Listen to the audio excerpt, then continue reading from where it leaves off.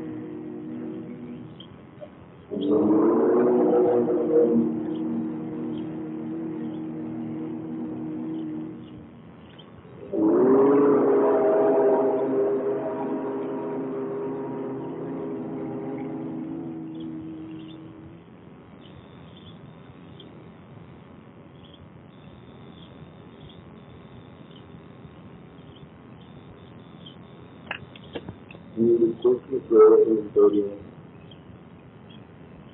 33 కోట్ల దేవతలు దేశం 3.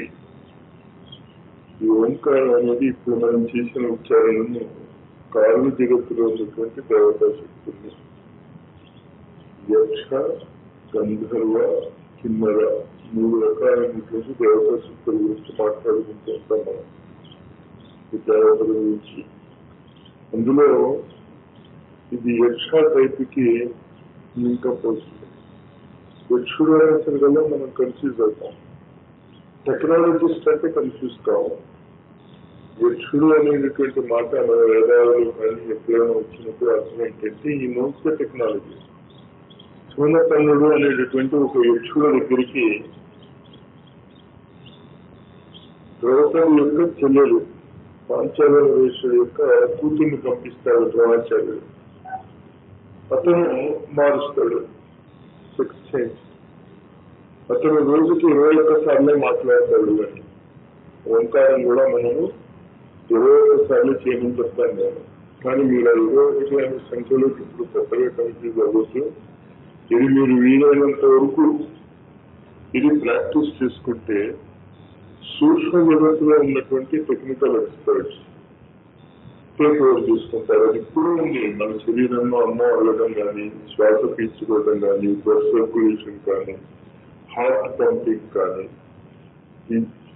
వెంట్రుకలు మొదలవడం కానీ, అవన్నీ కూడా ఒక స్పెసిఫిక్ ఆర్డర్ లో జరుగుతున్నాయి. ఒక టెక్నికల్ ఎక్స్పర్ట్ మళ్ళీ ఇక్కడ చుట్టూ మొదలవుతుంది, ఇక్కడ చుట్టూ మొదలవుతుంది, మళ్ళీ ఇక్కడ ములుస్తుంది, మళ్ళీ ఇక్కడ ములుస్తుంది. కానీ ఇది మళ్ళీ ఇంత పొడుగ్గా రాదు. ఒకేషనల్ గా వస్తే రావచ్చు, కానీ ఎక్సెప్షన్స్ గా మళ్ళీ ఇవి పెరుగుతూ ఉంటాయి బాగా. ఆబ్వియస్గా అక్కడ జరిగేటటువంటి టెక్నాలజికల్ ఎక్స్పర్ట్స్ ని యక్షులు ఉన్నారు.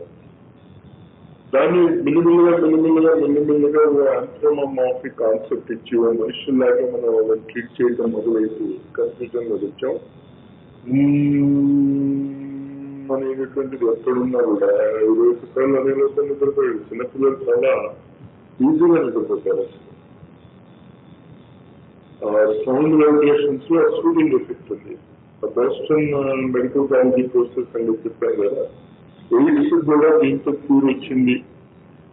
ఇన్ఫర్టిలిటీ రేట్ దంపతులు అక్కడ వరల్డ్ హెల్త్ ఆర్గనైజేషన్ అవుతుంది.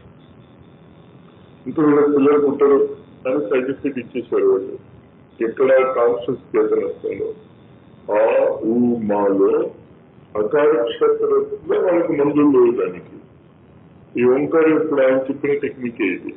ఇప్పుడు చేయించిన టెక్నిక్ ఆ బోస్టన్ యూనివర్సిటీలో రీసెర్చ్ చేసి ఆయన చెప్పింది. మన ఋషులు 178 రకాలుగా చెప్పారు. తెలియదు మనకి ఇంకా. కానీ మెడికల్ ఎక్స్పెరిమెంట్ చేసి 2 రోజులు ఇలా చేస్తే మెంటల్ పీస్, శరీరపు లేని వాళ్ళకి పిల్లలు పుడుతున్నారు, మెడికల్ బిల్స్ 38% తగ్గుతోంది అని చెప్పినప్పుడు నాకు ఈజీ ప్రాసెస్ ఇది. ఎక్కడ ఏ జగత్తులోకి వెళ్తుంది అంటే ఇది యక్షలోకానికి వెళ్తుంది. అంటే టెక్నికల్ ఎక్స్పర్ట్స్ కాలం జగత్తులో ఎక్కడైనా ఏదైనా మార్పులు చేయదలుచుకుంటే దే కెన్ డూ ఇట్.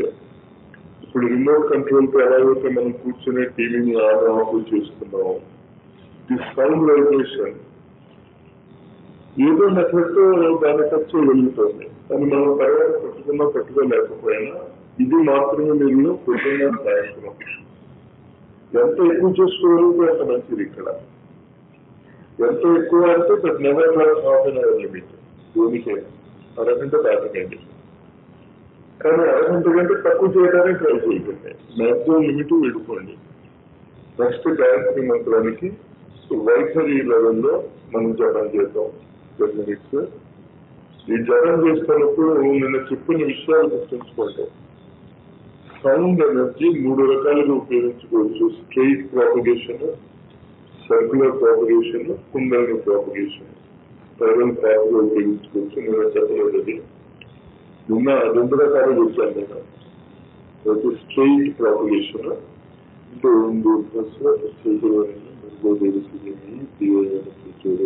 పైకి స్పష్టంగా ఒకదాని తర్వాత ఒకటి ఉచ్చారణ చేస్తాం. 10 minutes చేయాలి. ముందు గురు ప్రార్థన చేసేప్పుడు కూడా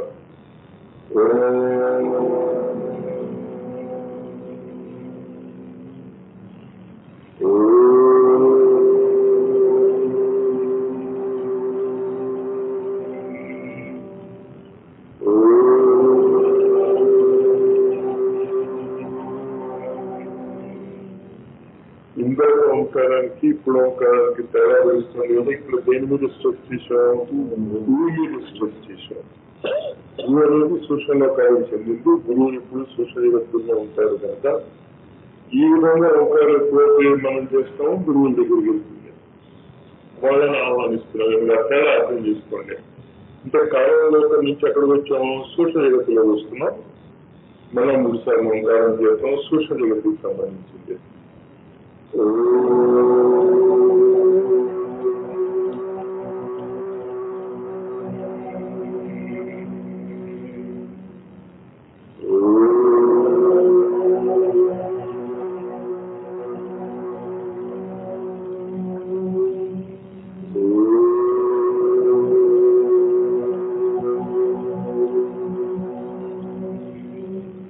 మకారాన్ని దీర్ఘం చేయకండి. ఓంకారాన్ని దీర్ఘం అవ్వాలని గుర్తుంచుకోండి. గురు బ్రహ్మ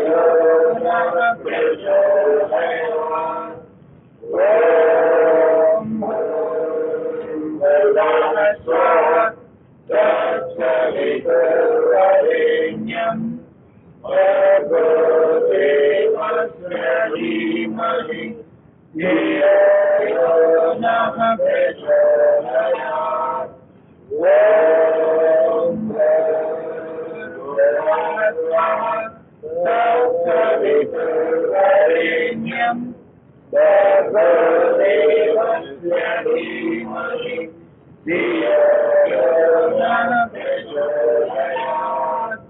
ॐ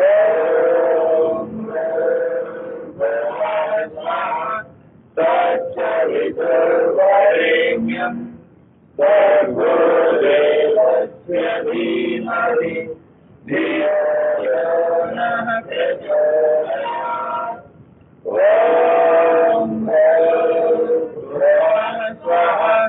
तत्सवितुर्वरेण्यं भर्गोदेवस्य धीमहि धियो यो नः प्रचोदयात्।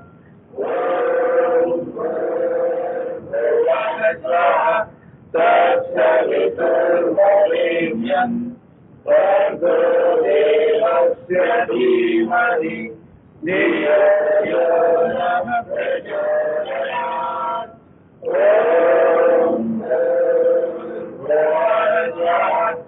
तत्सवितुर्वरेण्यं भर्गोदेवस्य धीमहि धियो यो नः प्रचोदयात्।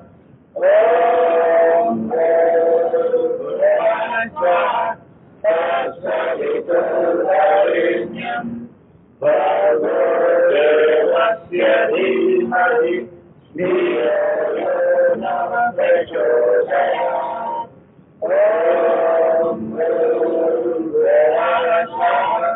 तत्सवितुर्वरेण्यं भर्गोदेवस्य धीमहि धियो यो नः प्रचोदयात्।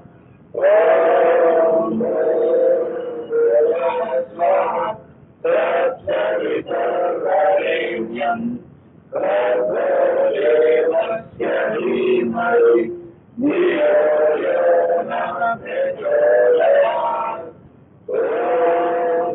तत्सवितुर्वरेण्यं भर्गोदेवस्य धीमहि धियो यो नः प्रचोदयात्।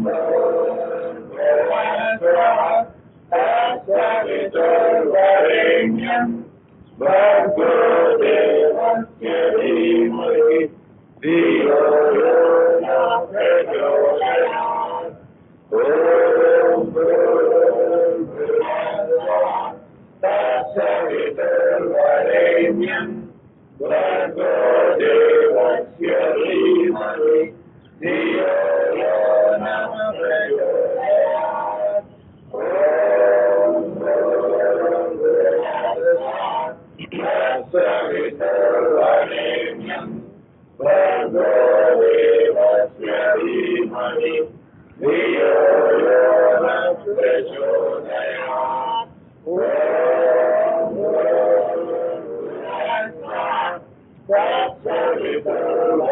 तत्सवितुर्वरेण्यं भर्गोदेवस्य धीमहि धियो यो नः प्रचोदयात्।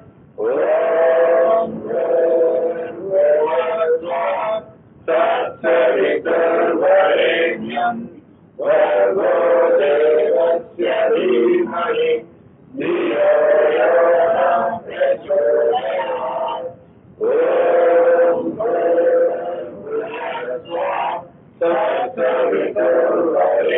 तत्सवितुर्वरेण्यं भर्गोदेवस्य धीमहि धियो यो नः प्रचोदयात्।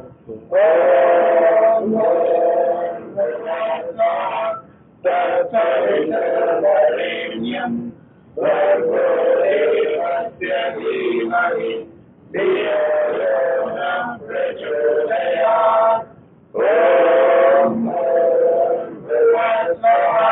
तत्सवितुर्वरेण्यं भर्गोदेवस्य धीमहि धियो यो नः प्रचोदयात्।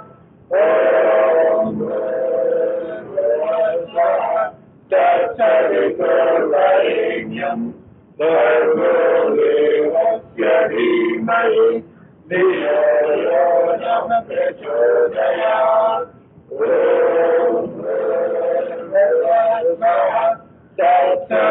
तत्सवितुर्वरेण्यम् भर्गो देवस्य धीमहि धियो यो नः प्रचोदयात्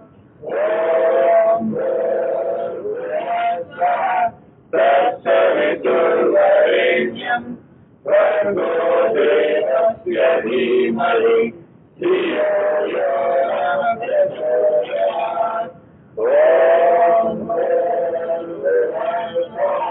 तत्सवितुर्वरेण्यम् भर्गो देवस्य धीमहि धियो यो नः प्रचोदयात्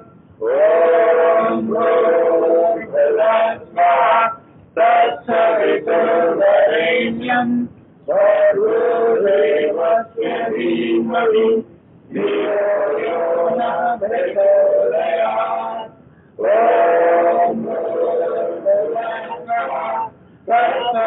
तत्सवितुर्वरेण्यम् भर्गो देवस्य धीमहि धियो यो नः प्रचोदयात्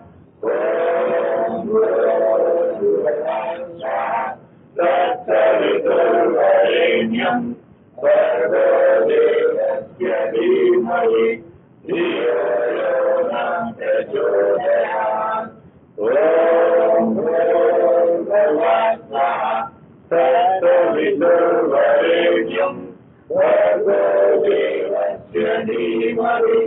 धियो यो नः प्रचोदयात्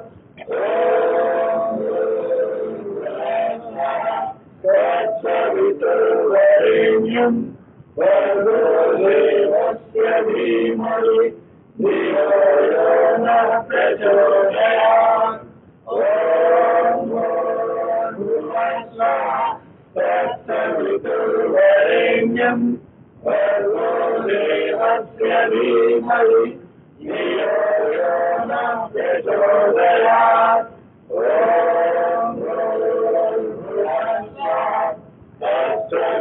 तत्सवितुर्वरेण्यम् भर्गो देवस्य धीमहि धियो यो नः प्रचोदयात्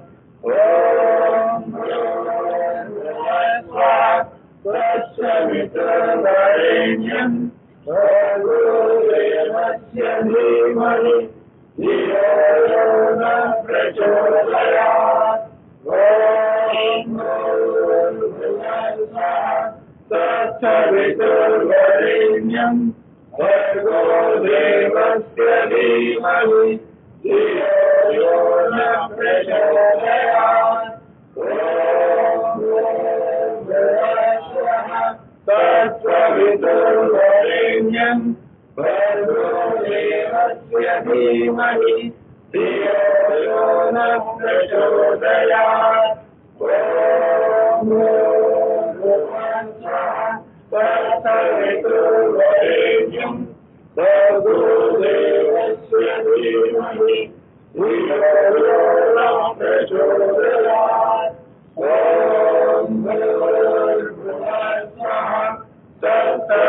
तत्सवितुर्वरेण्यम् भर्गो देवस्य धीमहि धियो यो नः प्रचोदयात्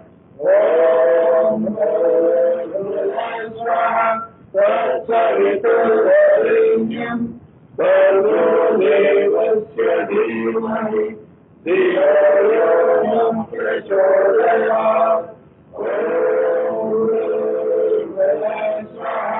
तत्सवितुर्वरेण्यम् भर्गो देवस्य धीमहि धियो यो नः प्रचोदयात्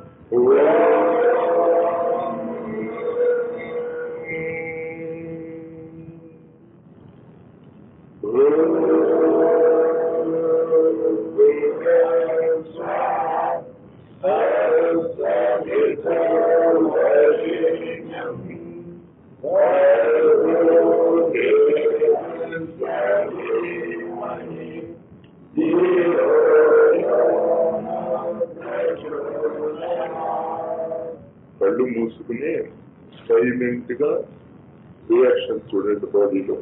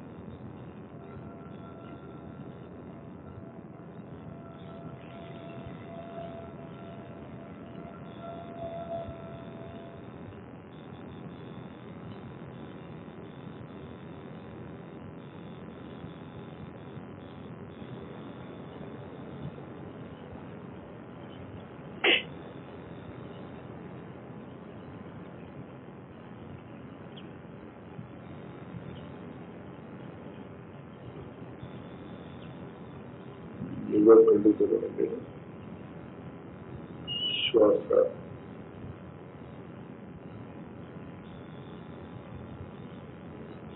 మొత్తము ఆధ్యాత్మిక సాధన. 3 ముఖ్యమైనటువంటి నాడులు సుషుమ్న, పింగళ, ఇడ. దీని మీద ఆధారపడి ఉంటుంది అని చెప్పుకుంటూ ఉంటాం. కానీ మన శరీరంలో దాని యొక్క అనుభూతి లేదు.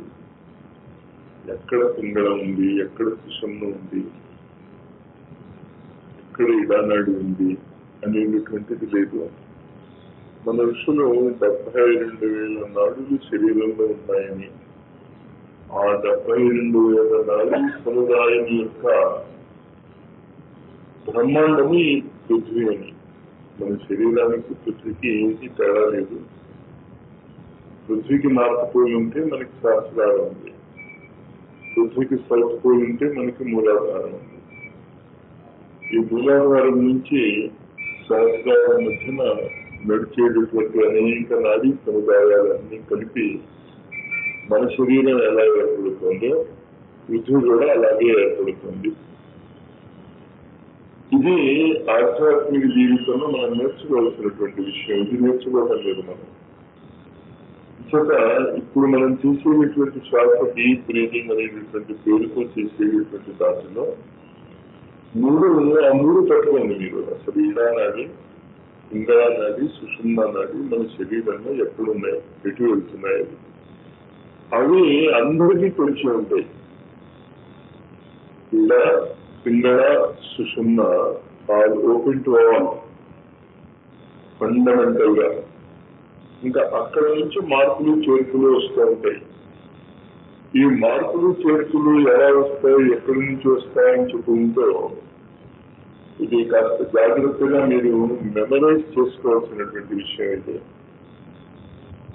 6 చక్రాల ద్వారా ఇన్ అండ్ అవుట్ వెళ్తూ ఉంటాయి సర్కిట్స్.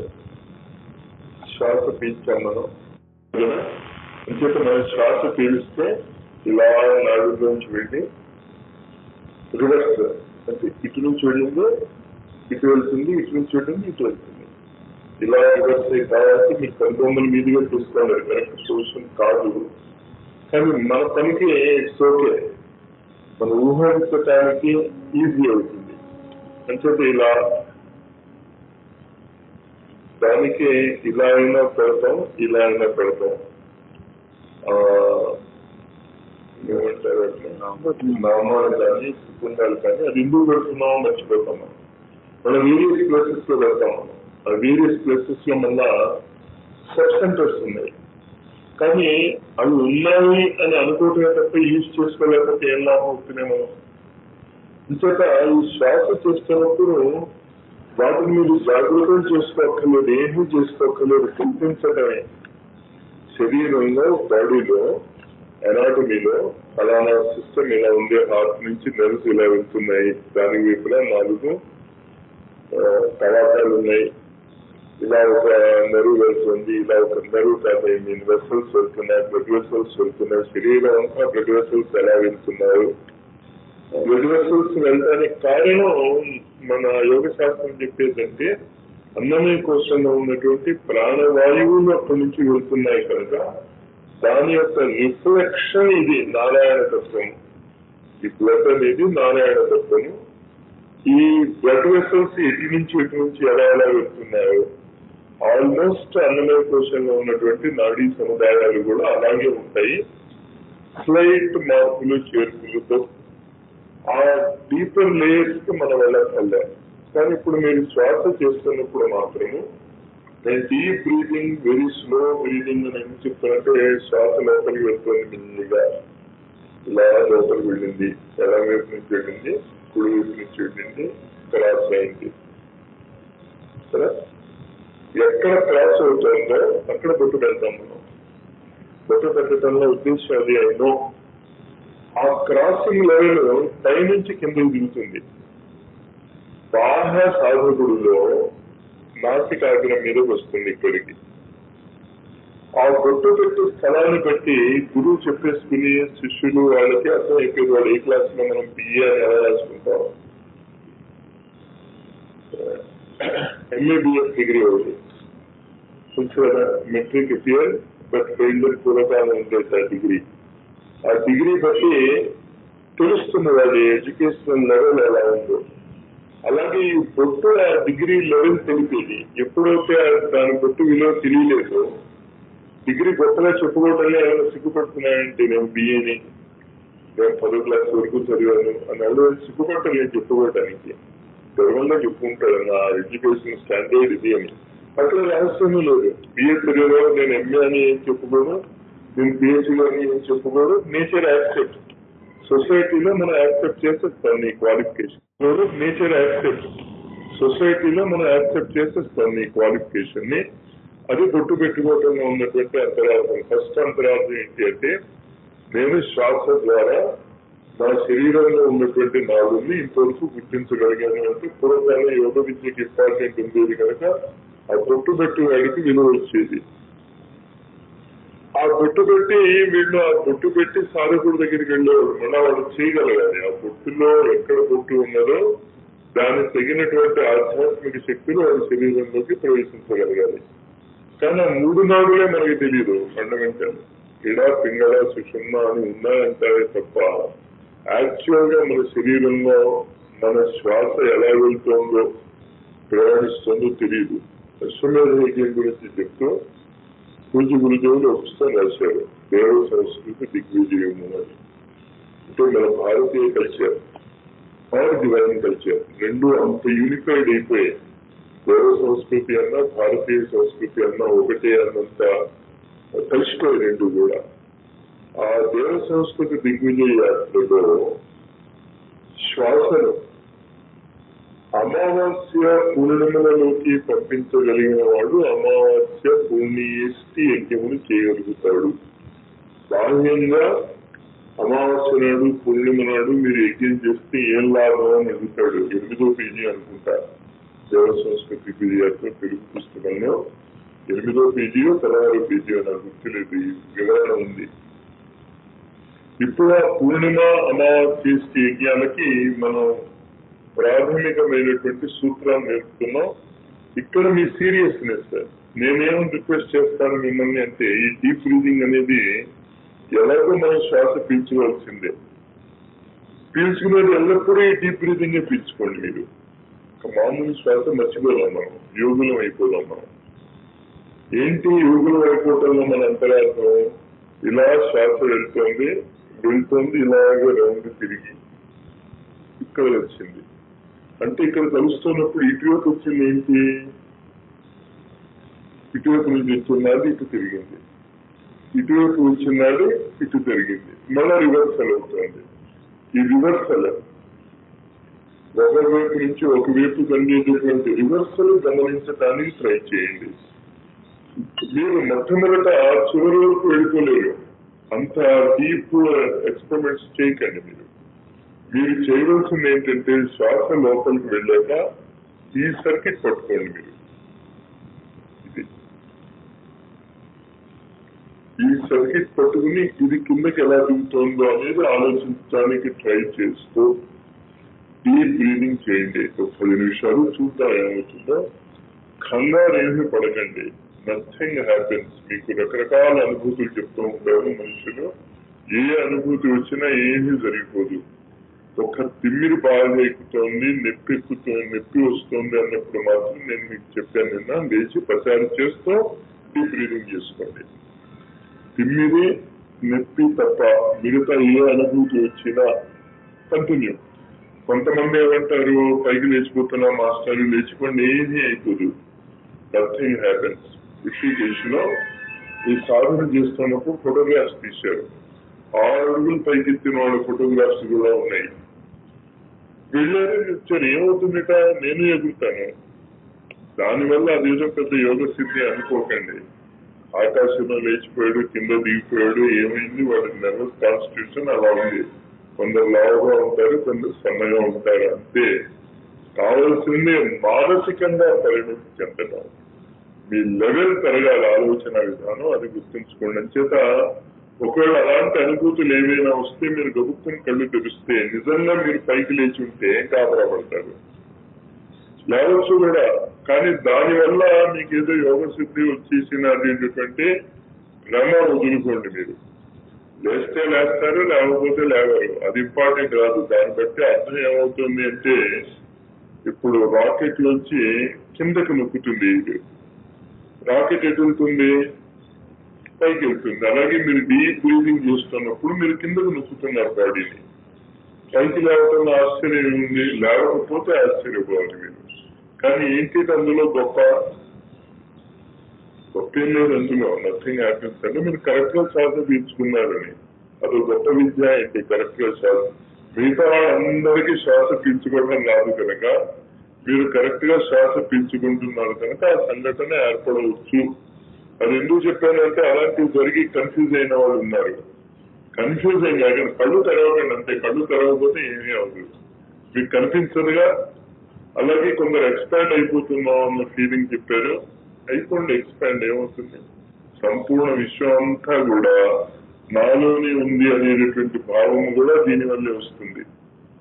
ఇందువల్ల వస్తుంది అంటే ఆ శ్వాస యొక్క అనుభూతి అంత ఎక్స్పాన్షన్ ఇస్తుంది మీకు.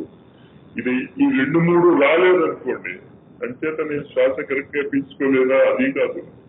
ఇలాగా అవ్వచ్చు, అలాగే అవ్వచ్చు, ఏమీ కాకపోవచ్చు. కానీ కావలసినటువంటి విషయం ఏమిటి అంటే, శ్వాసను మీరు పీడిస్తున్నప్పుడు నాసికా పుటాల నుంచి లోపలికి వెళ్తుంది. ఇక్కడ ఇంటర్చేంజ్ ఇలా ఇక్కడికి వచ్చింది.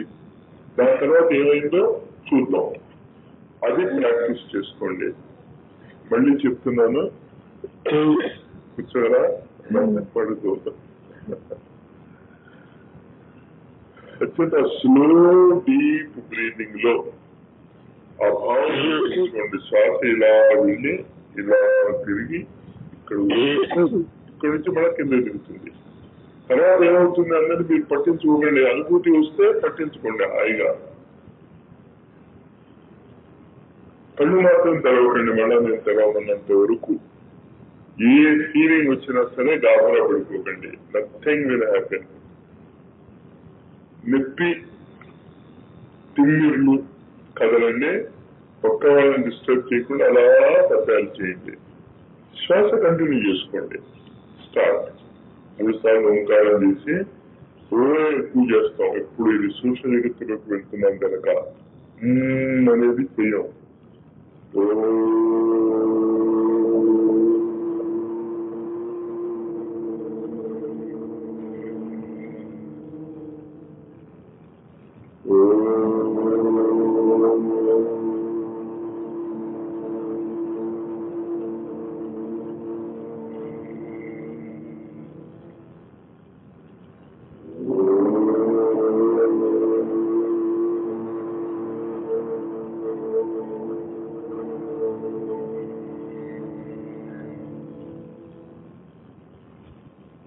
శ్వాస,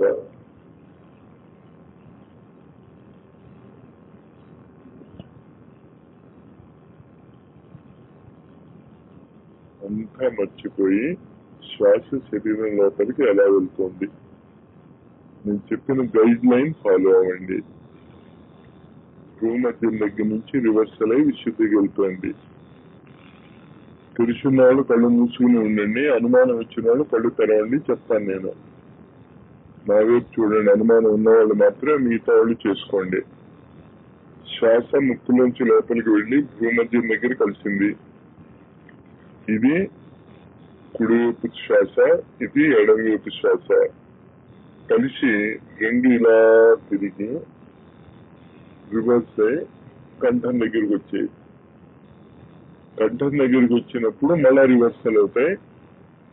కుడిది కుడివైపుకే వస్తుంది, ఎడంది ఎడమవైపుకే వస్తుంది. ఆ తర్వాత ఏమైందో చూసుకుంటూ ఉండండి బ్రీతింగ్ లో.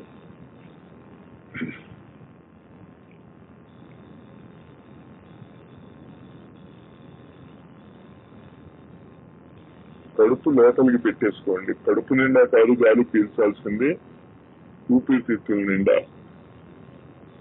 వీలైతే ఉద్యాన బంధం దానికి పేరు ఉంది యోగ శాస్త్రంలో.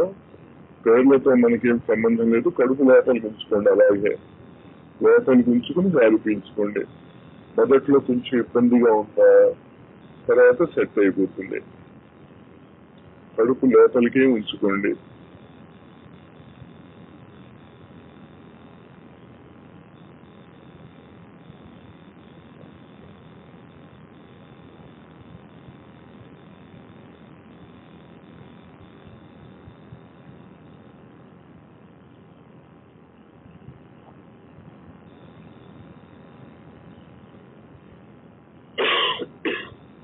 చేతులు ఓపెన్ గానే ఉంచుకోండి, చేతులు క్లోజ్ సర్క్యూట్ చేయకండి.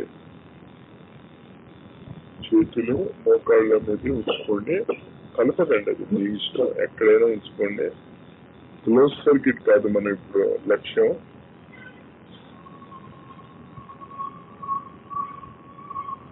రిలాక్స్డ్ గా ఉండండి, దిగదీసుకోకండి. నడుము కాస్త ఉంగినా పర్వాలేదు, శ్వాస నాడుల్లో ఎలా ఉన్నా వెళ్ళిపోతుంది. అది కానీ సాధ్యమైనంత వరకు స్ట్రైట్ గా ఉండగలిగితే ఉండండి, బెటర్. అది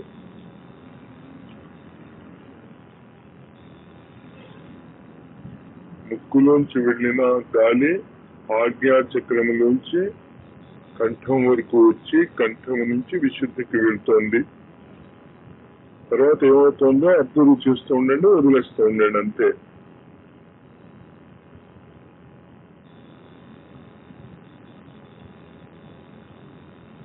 కడుపు లోపలికి కంటిన్యూస్ గా కడుపు లోపలికి ఉంచుకోండి. ఒక విధంగా ఉద్యాన బంధం ప్రాక్టీస్ కూడా అయిపోతుంది. కానీ మరీ కష్టపడకండి. అది ఆ రిలాక్స్డ్ స్టేట్ చూసుకోండి మీ వీలు. కానీ గాలి రెండు ఊపిరితిత్తుల నుండికి వెళ్ళాలి, చివరి లోబ్స్ వరకు. ఊపిరితిత్తుల యొక్క చివరి లోబ్స్ వరకు వెళ్ళాలి. ఎక్కడ ఏ క్షణంలో అనీజీగా ఉన్నా ఆపేసి మళ్ళా మొదలెట్టండి. హాయిగా ఉండాలి మీకు సాధన, అదేదో శిక్షలాగా ఉండకూడదు.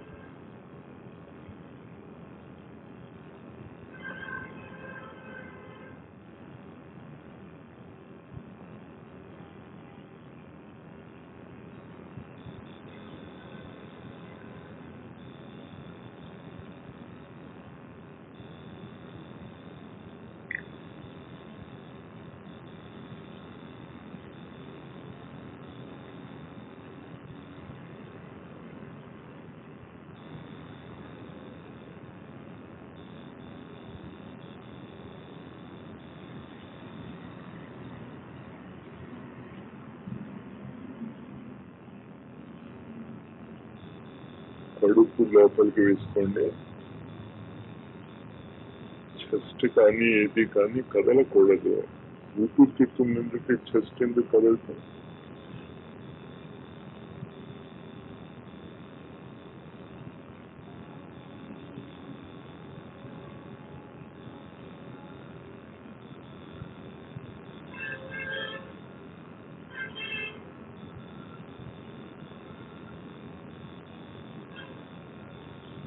చెప్పింది మర్చిపోకండి. ఆజ్ఞ నుంచి విశుద్ధికి ఫ్లో ఆఫ్ ఎయిర్ ప్రకృతిలో జరిగేదే. పెట్టుకోండి అది ఎక్కడుందో. నేను డైరెక్షన్ ఇచ్చాను కానీ మీ బాడీలో ఎక్కడుందో చెప్పలేదు నేను. ఆ లోపల ఎక్కడ జరుగుతోంది? కంఠము, నాలిక, రెండు చెంపలు, కళ్ళు, ఆ చుట్టుపక్కల ఎక్కడో జరుగుతుంది. ఇది ఎక్కడ అన్నది పట్టుకోండి. సన్నగా గాలి మన శరీరం మీద నుంచి వెళ్తే ఎలా ఫీల్ అవుతారో అలాంటి ఫీలింగే వస్తుంది.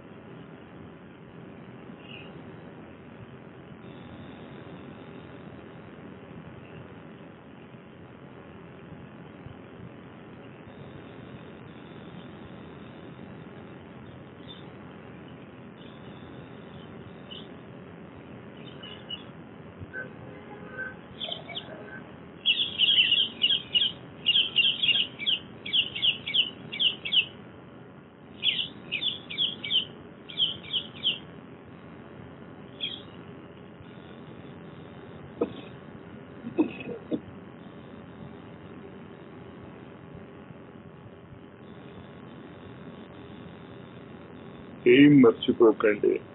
ఆజ్ఞ నుంచి విశుద్ధికి శ్వాస ఎలా ప్రయాణం చేస్తుంది అది మనకు ఎయిమ్, లక్ష్యము. దాని లోతుగా పీల్చుకోండి. ఊపిరితిత్తుందా నిండిపోగానే వదిలేయండి.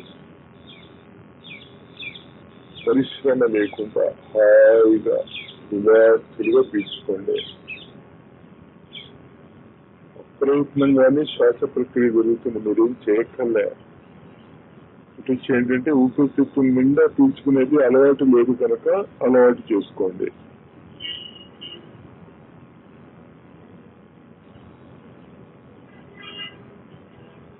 చేతుల్ని కలపకండి. కొంతమంది చేతులు కలిపి ఉంచారు, చేతుల్ని విడదీయండి. సర్క్యూట్ బ్రేక్ అవ్వాలి.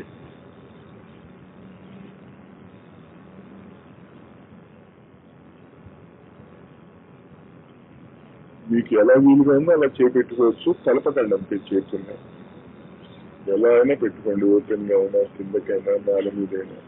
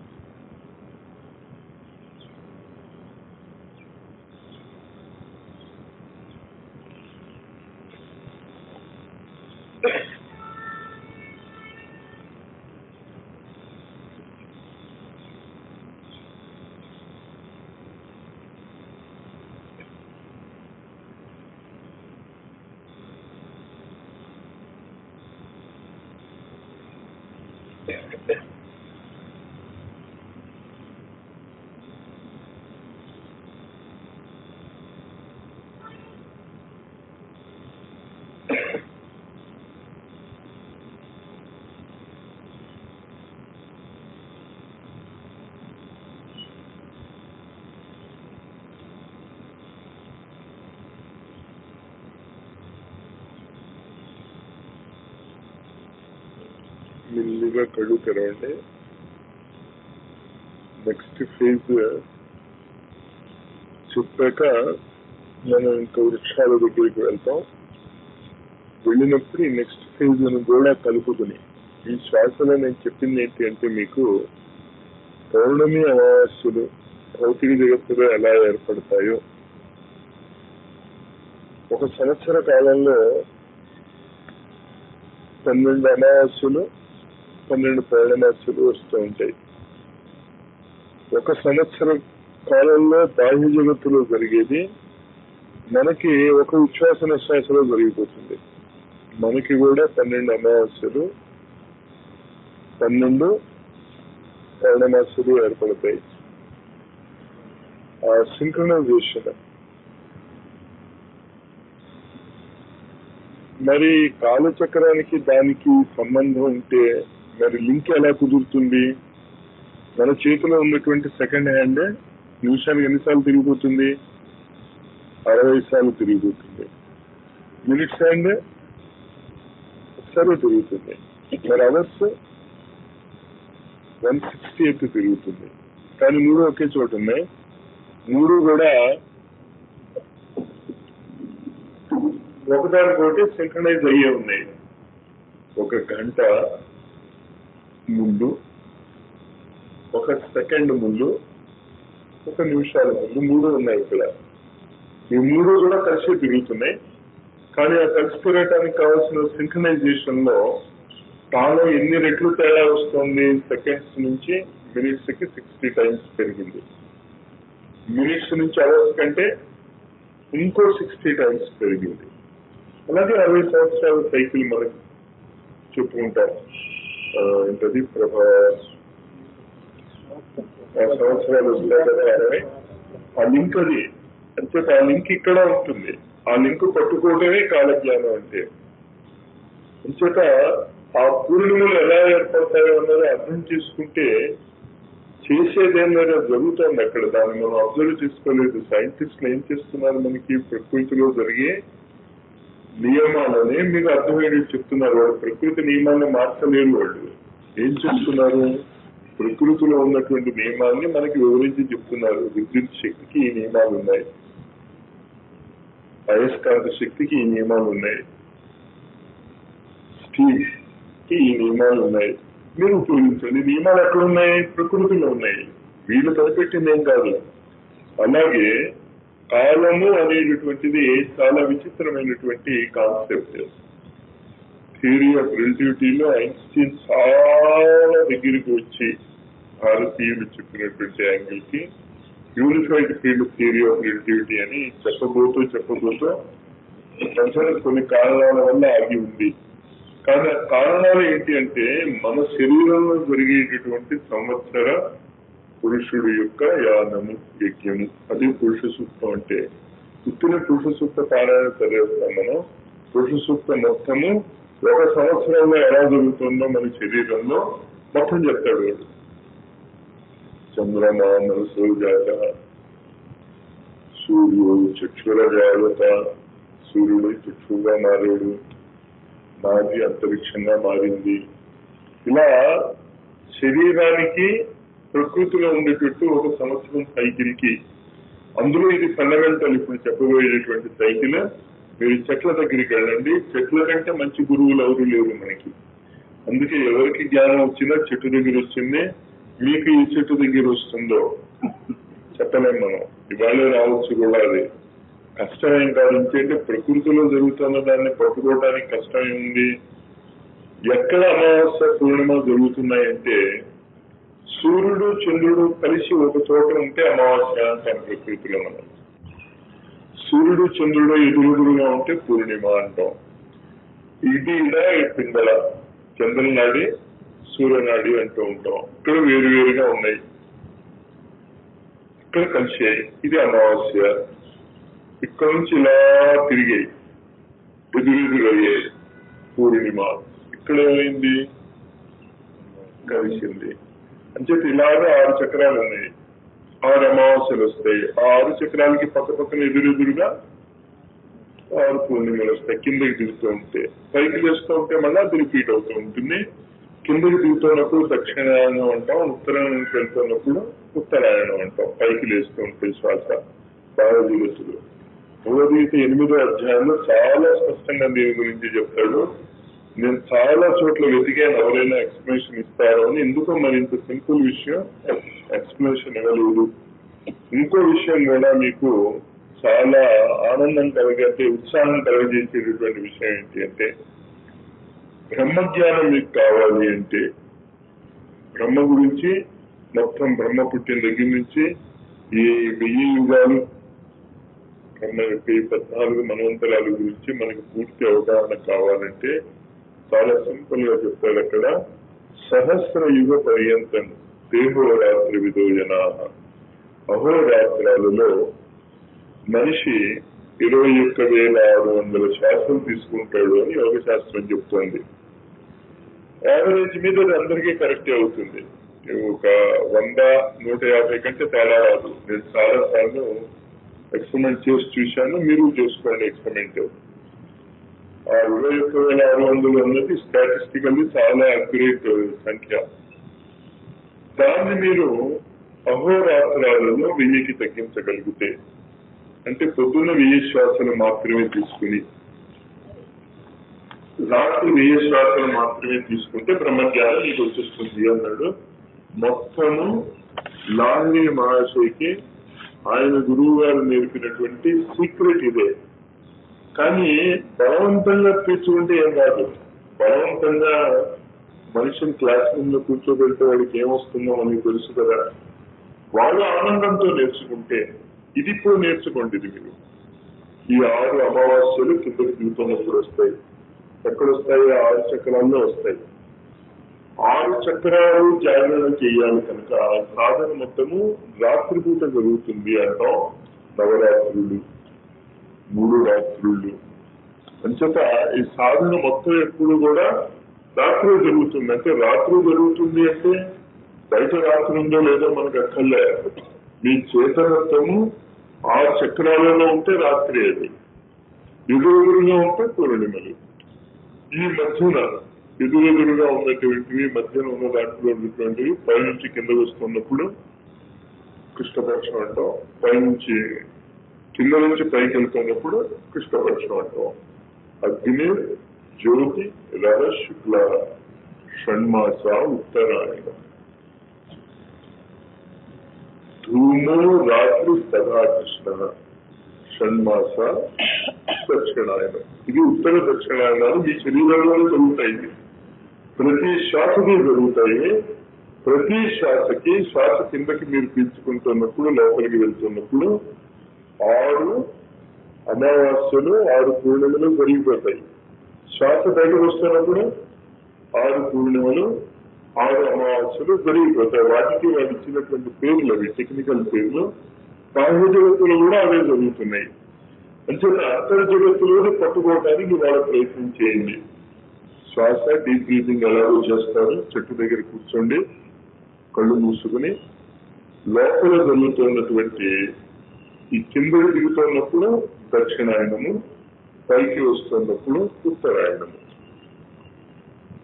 ఈ ఉత్తరాయణ దక్షిణాయన మార్గాలలో జరిగేటటువంటి వివరణే మన మొత్తం జ్యోతిష్ శాస్త్రం. ఫలానా వాళ్ళకి పెళ్లి అవుతుందా లేదా, నాకు ప్రమోషన్ వస్తుందా లేదా అనేటువంటిది ఉత్తర దక్షిణాయన మార్గంలో పెట్టేటటువంటి దాన్ని బట్టి, శ్వాస బట్టి చెప్పేస్తూ ఉంటారు. స్వరజ్ఞానం అని దానికి చాలా ఎనదర్ సైన్స్ అది. దాని జోలికి మనం వెళ్ళదు. ప్రస్తుతం ఇది అర్థం చేసుకోండి. ఇది అర్థం చేసుకోవటానికి ఈ శ్వాస మొత్తం ఇలా తిప్పుకోవటం మీకు కాస్త ఇబ్బందిగా ఉండవచ్చు. అంతేత అది ఇబ్బందిగా ఉంటుంది, అలా చూసుకోలేదు అన్న వాళ్ళకి నేను ఇచ్చే సలహా ఏంటి అంటే, శ్వాస కిందకి దిగుతుంది. ఆజ్ఞా చక్రం దగ్గర 2 దళాలు ఉంటాయి. ఇంకా శ్వాస కిందకి దిగింది, ఇక్కడ ఎన్ని దళాలు ఉంటాయి? విశుద్ధి ఒకటే చెప్పండి, 16. ఇంకాస్త కిందకి అనాహతానికి వస్తాం, 12. ఇంకాస్త కిందకి వస్తాం, మణిపూరకము నాభి దగ్గర 10. స్వాధిష్టానము నాభికి మూలాధారానికి మధ్యన 6. ఇంకాస్త కిందన 4. స్టెప్ వైజ్ తీసుకెళ్ళడానికి ప్రయత్నం చేస్తున్నారు. మీకు ఇవన్నీ తెలుసున్న విషయాలే. స్టెప్ వైజ్ తీసుకెళ్ళగలిగితే ఈజీగా వెళ్ళగలుగుతారు. ఇక్కడ ప్రస్తుతం శ్వాస గురించి మీరు ఆలోచించకండి. ముక్కులోంచి శ్వాస లోపలికి వెళ్తుంది, ఆజ్ఞా చక్రం దగ్గరికి వస్తుంది. మొదటి అమావాస్య 2 దళాలు ఉంటాయి అక్కడ. ఇక్కడ వస్తాం 16 దళాలు ఉంటాయి. దళాలు అంటే ఏంటో అర్థం చేసుకోండి, నాడులు అని. ఇక్కడ నుంచి 16 నాడులు బయటికి వెళ్తూ ఉంటాయి. ఇక్కడ నుంచి 2 నాడులు బయటికి వెళ్తూ ఉంటాయి. అనాహతానికి వస్తాం, ఇక్కడ నుంచి 12 నాడులు బయటికి వెళ్తూ ఉంటాయి. తర్వాత అక్కడి నుంచి మెసేజెస్, ఏ ద్వారం నుంచి లోపలికి వెళ్తామో ఆ ద్వారం నుంచి బయటకు వస్తాం. ఇంకా కిందకి నాభి వద్దకు వస్తాం. అంటే ఇదంతా వెనుకూసి మీరు చూసుకోవాలి, మీరు ముందు కాదు. ఒక ఆజ్ఞా చక్రం తప్ప అది ఇక్కడే మనకి కట్టి వెనకాతలో 2 దళాలుగా అవి. ఆజ్ఞా చక్రం యొక్క 2 దళాలే భౌతిక జగత్తులో 2 కళ్ళులుగా ఏర్పడతాయి. ఇంకా ఈ వెనకాతల ఈ రెండింటి భాగము అంటే దీనికి మధ్య ఉన్న ఈ వెన్నుపూస భాగంలో ఇక్కడ 16 వెన్నుపూస, హృదయానికి దగ్గరగా ఉన్నటువంటి వెన్నుపూస దగ్గర 12, నాభికి వెనకాతల వెన్నుపూస మీద 10, నాభికి కిందకి మధ్యన స్వాధిష్టానము 6 దళాలు. మూలాధారం కిందకి మనం ఎక్కడైతే కూర్చుంటున్నామో, ఎక్కడ తగులుతుందో నేల, పృథ్వీతత్వానికి పృథ్వీతత్వానికి గల సంబంధము, అక్కడ 4 దళాలు. ఇవి గుర్తుంచుకోండి. శ్వాస పీల్చుకుంటున్నప్పుడు ఆ దళాల సంఖ్య గుర్తుండాలి. 2, 16, 10, 12, 10, 6, 4 వదులుతున్నారు. 4, 6, 10, 12, 16, 2. ఇది ప్రాక్టీస్ చేసుకోండి దళాల సంఖ్యని. కనిపిస్తే మంచిదే, కనిపించకపోయినా ఏం పర్వాలే. అన్ని ఎలక్ట్రిసిటీ కనిపిస్తుందా ఏంటన్నా, కనిపించకపోయినా దాని నియమాలు ఉపయోగించుకుంటే ఎలా ఉపయోగించుకుంటున్నామో జాగ్రత్తగా దాన్ని అలవాటు చేసుకోండి. అరగంట సేపు చేయండి. సాధన చాలా ముఖ్యం. గాయత్రి మంత్రం చాలా గొప్పది. ఎలా గురువు గారు రోజుకి 8 గంటలు చూసేవారు, చివరి క్షణం వరకు కూడా. ఇంకట కావాల్సింది ఏంటంటే తెలిసిన నాలెడ్జ్ ని ప్రాక్టీస్ లో పెట్టుకోవడం. ఇంకట వీ స్టార్ట్ దిస్ ప్రాక్టీస్ శ్వాసని అమావాస్యలతోనే ప్రాక్టీస్ చేస్తున్నాం మనం. అందుకే ప్రతి మాస శివరాత్రి నాడు కూడా ఆ చక్రం జాగృతం అవుతూ ఉంటుంది. ఏ చక్రాలు జాగృతం అవుతున్నాయో ఆ పేర్లలోనే ఉంది. మకర రాశి రాబోయేది, ఇప్పుడున్నది ప్రస్తుతం ధనురాశి. అంటే మన చక్రాన్ని కనుక మధ్య పెట్టగలిగితే తర్వాత చూద్దాం. ఇప్పుడు మనం దాని గురించి వెళ్తే కన్ఫ్యూజన్ లో వస్తుంది. మీరు గుర్తుంచుకోండి, శ్వాస, ఆజ్ఞ, విశుద్ధి, అనాహతము, మణిపూరకము, స్వాధిష్టానము, మూలాధారము. మన పైకి వస్తున్నప్పుడు మూలాధారము, స్వాధిష్టానము, మణిపూరకము, అనాహతము, విశుద్ధము, ఆజ్ఞ. ఇది బాగా క్లియర్ గా లేకపోతే రాసేసుకోండి. రాసేసుకుని మీరు శ్వాస పీల్చుకుంటున్నప్పుడు చూడండి. ఇప్పుడే శ్వాస పీల్చకండి. ఇది 6 అమావాస్యల కిందకి వెళ్తున్నాం, 6 అమావాస్యల పైకి వెళ్తున్నాం. ప్రవేశం ఉంది ఎలా చదవాలో అనే దాంట్లో. కానీ అది బయట నాకు నేర్పించండి. బయట ఏం నేర్పిస్తాం? లోపల జరుగుతుంది, బయట చేసేది ఏం లేదు అక్కడ. అందుకే లలితా సహస్రనామంలో కూడా ఏం చెప్తాడు? అంతర్ముఖ సమారాధ్య, బహిర్ముఖ సుదుర్లభ. దుర్లభం అని కూడా అందులో ఎడ్జెక్టివ్ పెడతాడు. ఇంపాసిబుల్, అది చాలా చాలా కష్టం. ఇంకేత లోపల పట్టుకోండి. అమావాస్యని మాత్రమే పట్టుకోండి. పౌర్ణమిని మనం అంత ఈజీగా పట్టుకోలేం కనుక శివరాత్రికి చాలా ప్రాముఖ్యత ఇస్తాం. అందులో మాస శివరాత్రికి ప్రాముఖ్యత ఇస్తున్నట్టే మహాశివరాత్రికి ఇంకా ప్రాముఖ్యత ఇస్తాం. దానికి కారణం ఇది. ఆ మహాశివరాత్రి వచ్చేది ఎప్పుడు అంటే కుంభరాశిలో సూర్యుడు ఉన్నప్పుడు. ఆ కుంభరాశిలో సూర్యుడు ఉన్నప్పుడు అదంతా ఎందుకు చెప్పానంటే, మీలో ఎవరికైనా అస్ట్రాలజికల్ ఇంట్రెస్ట్ ఉంటే దీన్ని డెవలప్ చేసుకోండి. కానీ సూర్యుడు ఎక్కడున్నాడో తెలియకపోయినా ఈ శ్వాస మాత్రం మిమ్మల్ని అక్కడికి తీసుకెళ్తుంది. Nature can't be wrong, we can be wrong. మనం తప్పు పేర్లు చెప్పేయచ్చు, కానీ ప్రకృతి మాత్రం కరెక్ట్ గానే వెళ్తుంది. కనుక మీ చెట్ల దగ్గరికి వెళ్తా. ఇది మాత్రం చదువుతున్న వాళ్ళు గుర్తుంచుకోండి. ఆజ్ఞాచక్రము 2, విశుద్ధి 16, అనాహతము 12 ఎక్కాలన్నమాట. మణిపూరకము 10, స్వాధిష్టానము 6, మూలాధారము 4. ఇంకా అక్కడి నుంచి రివర్స్ అవుతుంది శ్వాస.